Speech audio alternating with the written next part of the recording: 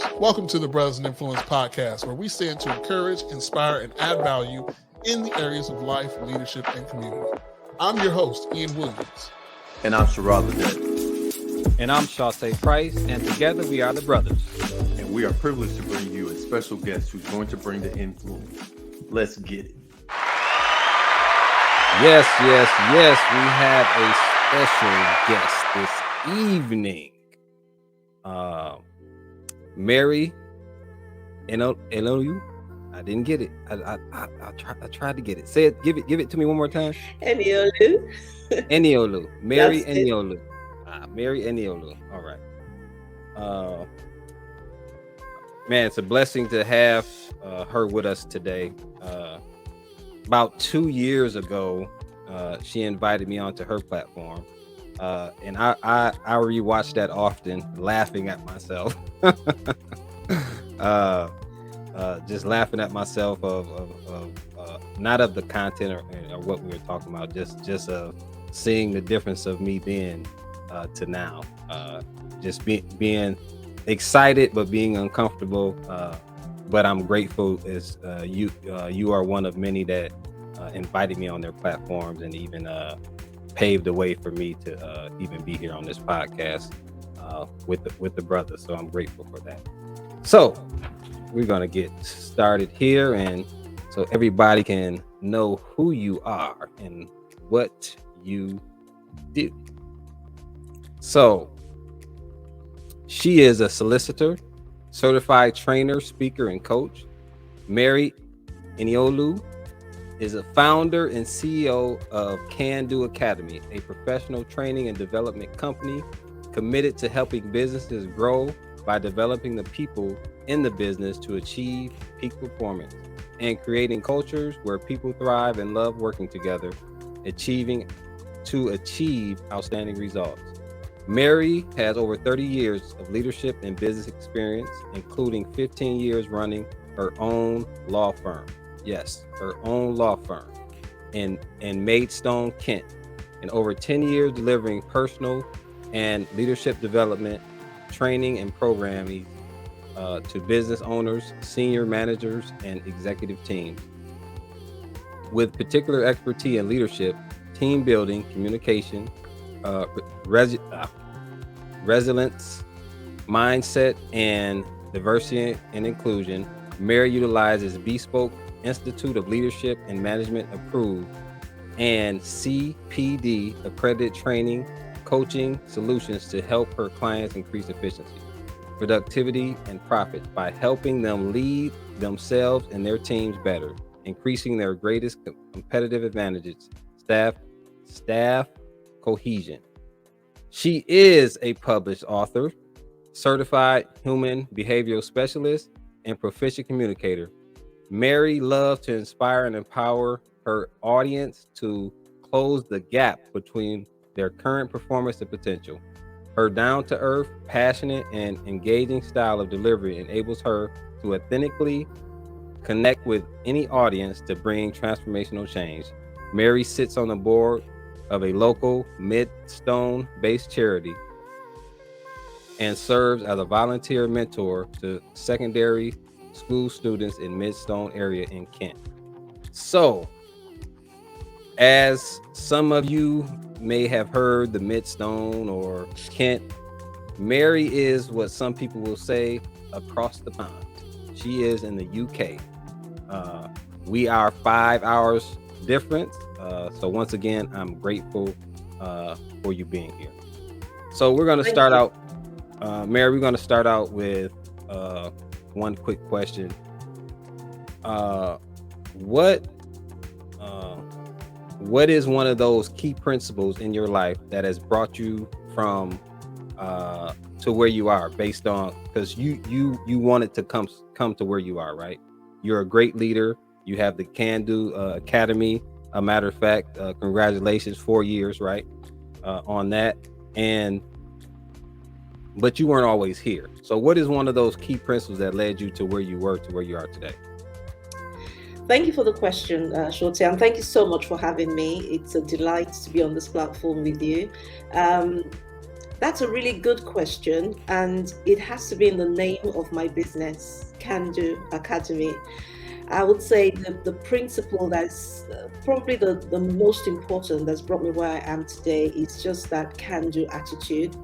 I really believe that impossible is nothing.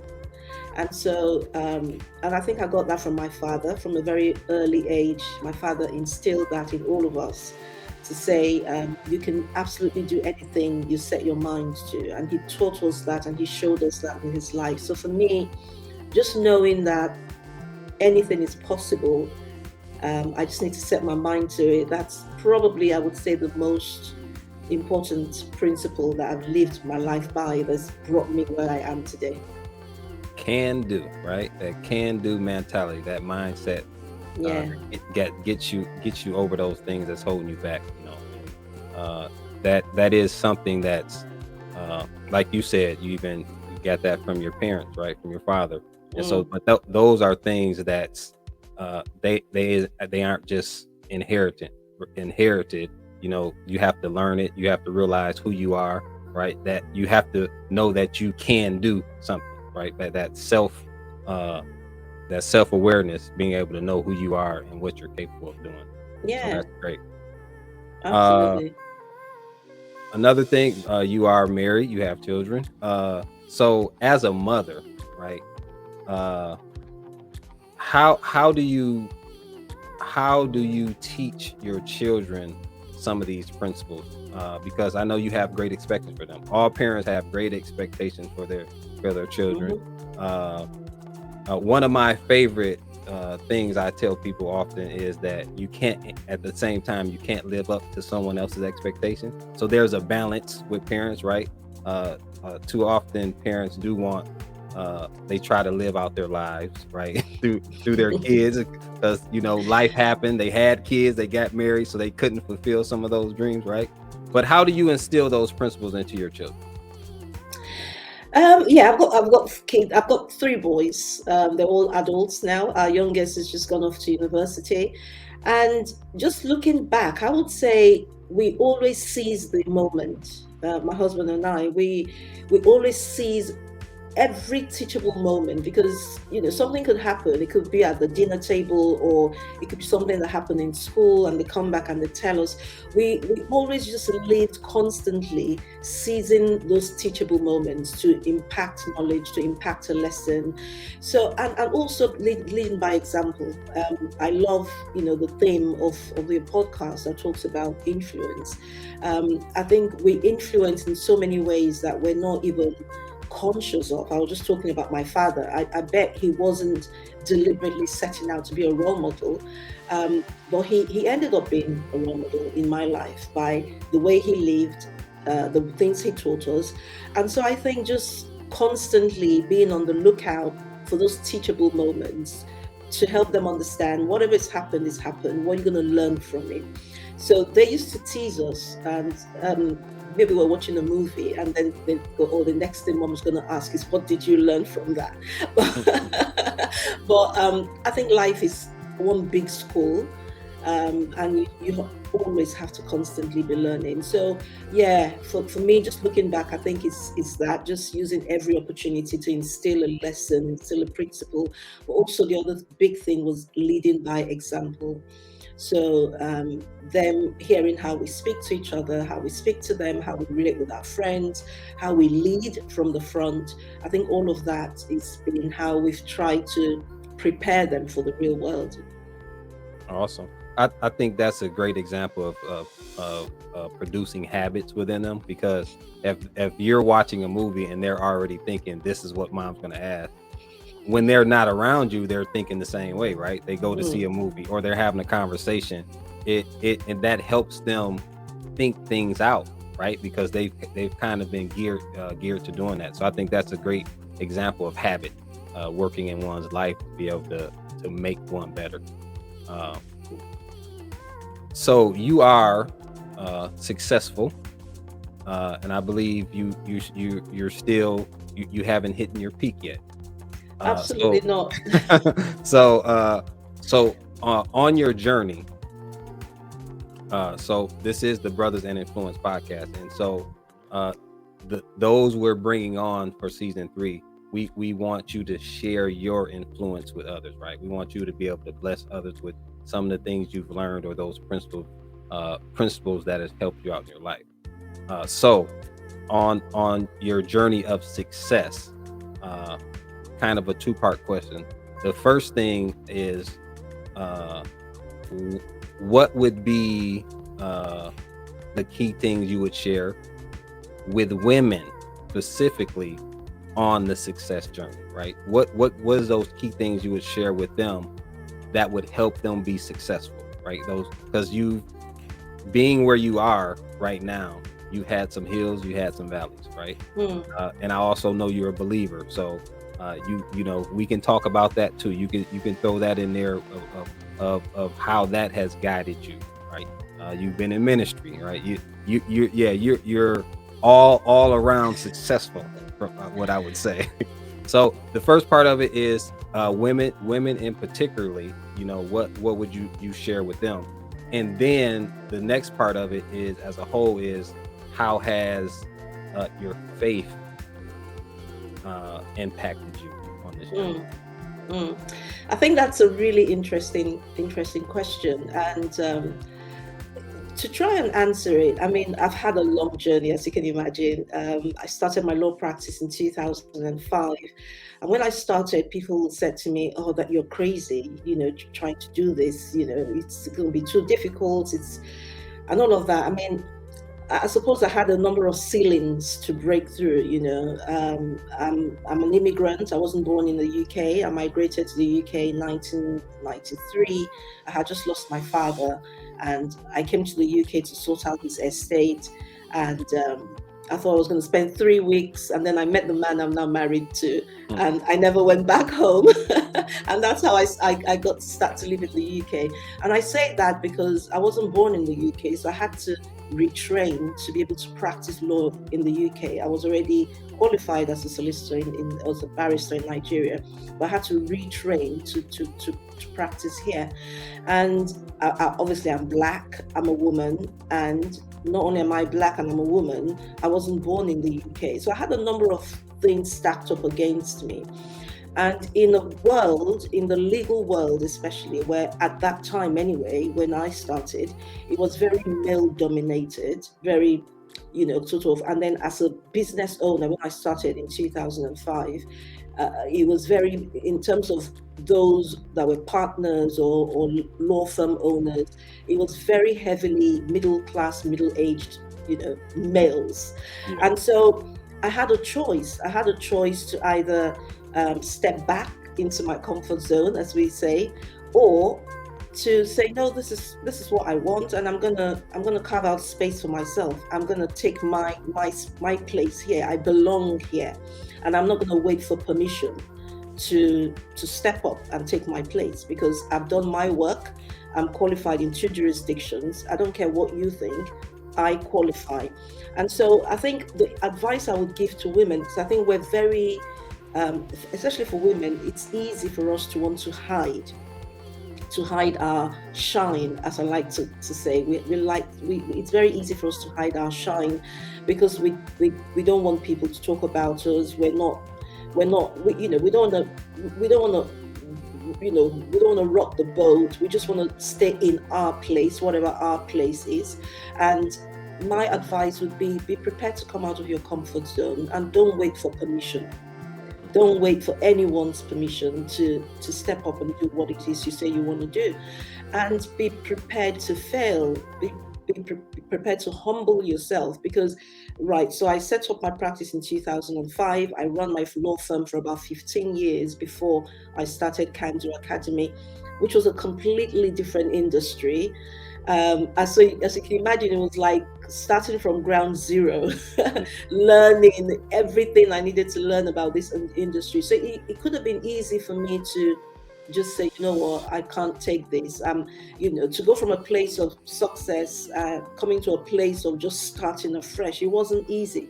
But I had to just humble myself and say to myself, if this is what you want, then just understand you're starting from ground zero. And so I think humility is quite important. Some people might not see it as humility, but I think it's humility to be able to say, I'm going to learn. I'm going to put myself, I've graduated from university. I'm going to start from grade one. That's what happened basically. I think that's the main thing I would say. I don't know if it's necessarily for women or if it applies for both, but I think more for women is just, I think the main message for women would be, don't wait for people to give you permission. Awesome. I love how you broke it down, because a lot of people miss that just because you're successful over here and you have the ability to start something new over here, that doesn't make you successful. It's a new journey, right? You have the skills, you have some skills that you can take and bring over here, but at the end of the day, it's something new, it's something fresh, and you have to have that mindset that, guess what, I'm starting from where I am, and you got to have, like you said earlier, that can-do attitude, right? Awesome. So the second part, how has your faith played a part in your success? Oh wow. I don't even think I'd be where I am today if not for my faith. I mean, I'm not just a believer. My husband and I pastor a church as well, and so my faith is not something I do sometimes. It's not something I do some of the time. It's my life. It's how I live. And so even this idea of having a can-do attitude is because of my faith. I believe nothing is impossible, because that's what the Bible tells me, that nothing is impossible for those who will believe.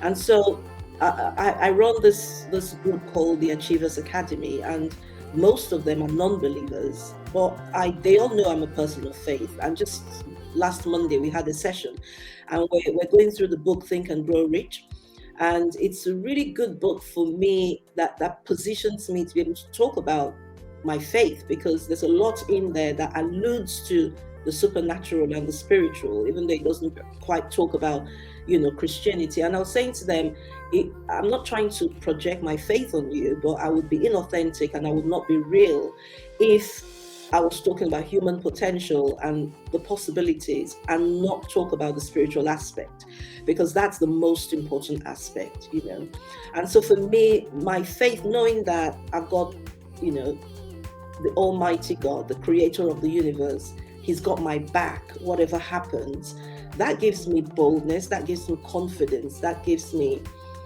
wisdom. I talk to them about tapping into this higher power, the source that is limitless, right? So for me, knowing that God is with me, and it's not just a being, it's not infinite intelligence as Napoleon Hill describes in the book, it's not the universe, it's actually a person that I have a relationship with, that loves me, that cares for me, that calls me their own. It's everything. It's everything. I really couldn't know how. I don't know how much more I could express it, but it absolutely is everything. I wouldn't have the confidence. I wouldn't have the assuredness to just step out and do the things I do if I did not have faith. Awesome. It's those. I kind of call those faith moments where your faith meets reality, because too often people try to divide their lives up, and as a believer, there's no division. If that's who you are, that's who you are. Absolutely. That doesn't make you the what I call the bullhorn guy who stands on the corner and talks about his God, right? That doesn't make you that person, because you're sharing your faith or expressing your faith in your everyday walk, and like I say, you pastor Can-Do Academy, right? You have so much going, and like you're saying, you haven't hit that pinnacle yet. No, absolutely not. I mean, I'll be honest with you. The reason why why I started Kanjo Academy, why I kind of moved away from law, was I wanted that opportunity to be able to speak more into the lives of people, because with law, it was quite different. You're in your office and people come and they want legal advice. You don't really get that opportunity to speak into their lives. And I do that Monday to Friday, and then weekends I do, what I do, etc. And it got to a point where I just thought, I mean, I'm a gifted teacher. I'm passionate about equipping people.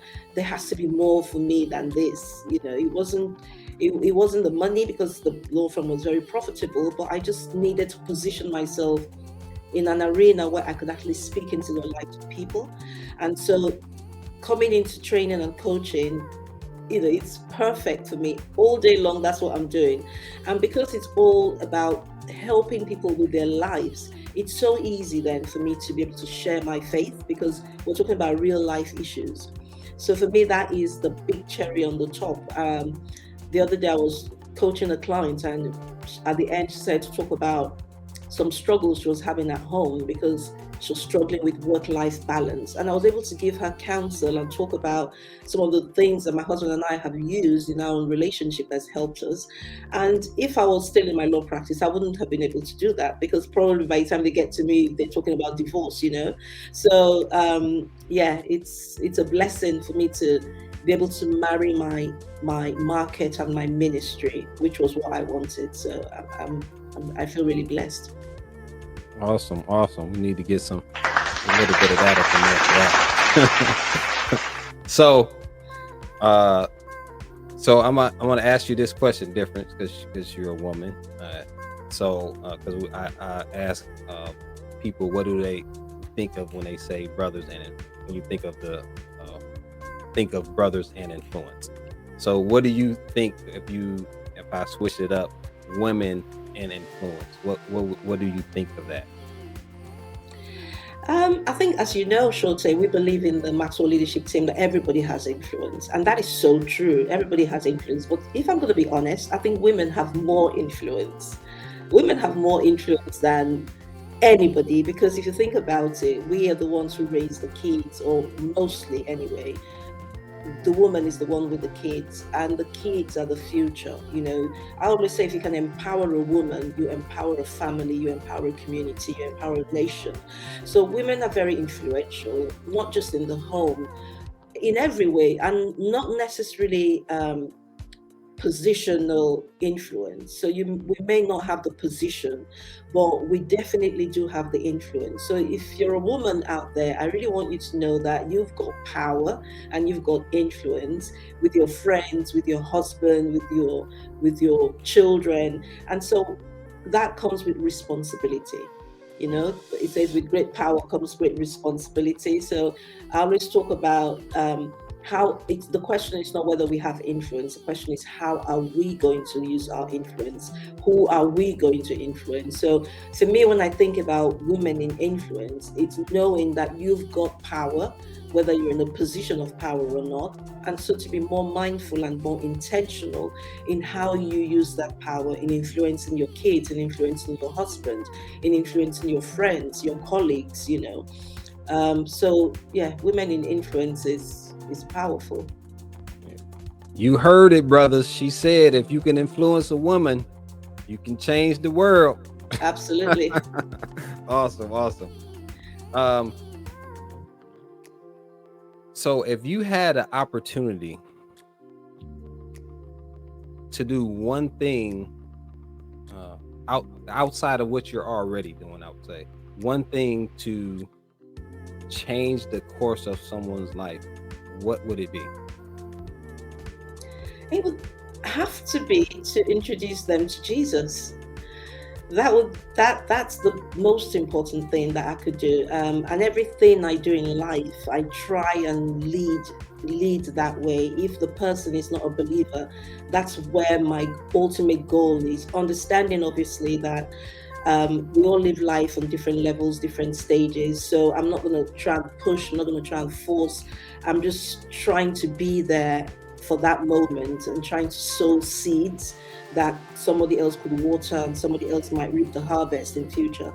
But I think that's the ultimate gift I could give anybody, to introduce them to Jesus, for them to know that Jesus is not just for life after death. Jesus is for here and now. Jesus wants to walk with you. He wants to strengthen you. He wants to give you wisdom. He wants to guide you. He wants to be your friend. He wants to empower you here. It's not just for when we die. I mean, we all talk about, faith, and everybody, when you think about faith, they think about, going to heaven, and that's fantastic. But having Jesus is not just about going to heaven, it's about here and now. And so to be able to give someone the comfort, the joy, the hope that I have, I think it's the biggest gift that I could give someone, honestly. Yeah. It's I heard someone say before, some people are so heavenly minded they're no earthly good, and it's if we don't live the life here, we're missing out on the story, right? If we don't live the life here, we missed out on the story, because he came as the example, the example for us. And it's funny when you've just been kind of telling me your story a little bit more, and just getting to know you a little bit better. I was thinking of a rose, and it looks nice when it's closed, but the beauty comes out when it folds. And as you were just telling your story about where you come from and where you're going, you talked about the being open up the law practice and how it was great. A lot of people would be stuck there. Right? They would be stuck there. That's what they're doing. Like, hey, I got the money, I got what I wanted, I'm living a good life, but there was more, right? And so the petals, I just seem like the petals are opening for you. So when you were just talking, I just kind of came to me. So I think I'm excited. One day I'm gonna make it over there and be able to that would be awesome to see face to face, because that's one of my passions. I love to travel. I just haven't had the opportunity yet to really travel how I want to, but believing that the opportunity is going to present itself as I'm also on my journey. So you mentioned, what was it? Because I know you have the Can Do Academy, but then you have a class going on, right? What's that titled again? The Achievers Academy. The Achievers Academy. So that's something that was birthed out of the Can Do Academy, right? Yes. So the Achievers Academy is it's a membership group for mainly business owners. So I support them in the group with training, coaching, and mentoring, helping them to achieve their goals. We have a couple of professionals as well. We actually had somebody from the States join us as well. So it's just, I believe in the power of community. The power of community, Shote, know. So yes, I believe in the power of community. And so the whole idea is to create a safe community where business owners who want to achieve their goals, and professionals who know there's more for them. Like you were just saying, there's always more. It doesn't matter how much you've achieved in life, as long as you're this side of eternity, there's always more. And so these are people who feel like they want more for their lives and they just need that support. And so I support them in the group with coaching, with training, and mentoring. You hit the head on the nail. That community, that's how I know you. That's how I know the other brothers from Brothers Influence, from the Maxwell community. A lot of the people, I would just say a lot of the mentors I have now, just whether they know it or not, right? It came out of that community, or stems from that community. It might not even been someone from the community. Somebody, hey man, I think you need to talk to this person or be introduced to this person, right? And so for me, over the last 3 years or so, just being a part of the community, man, it's just completely been a blessing to me to be able to meet people from all over the world. Literally, I couldn't imagine that I would have knew this many people from across the world at any time, right? But that community has allowed me to have that, right? Have that insight and then be able to communicate with people that aren't Americans, right? To be able to get clearer perspectives on things, right? Because I grew up in America. Some of the things, I always use the example that if I told somebody that it's raining cats and dogs, from another country, they would look at me like I'm crazy. What you mean? It's raining cats and dogs, right? Because it isn't something common to them, right? They'll probably be calling people saying I'm crazy, right? This guy's talking about it's raining cats and dogs, right? But to be able to communicate with people from different perspectives, different cultures, that makes you more whole, right? Being Absolutely. able to make those connections. So totally been a blessing to me. I love everything you've done. I've checked out a lot of your ministry work. You never knew that, but telling you now. So You've been spying on me, have you? Yeah, of course. So, but it's real, right? And it's who you are, right? And that's the reason why, because you reached out to me. We were able to cultivate a relationship where we can communicate. I've reached out to you and asked you about things as I'm starting my business. What do you think about the names, right?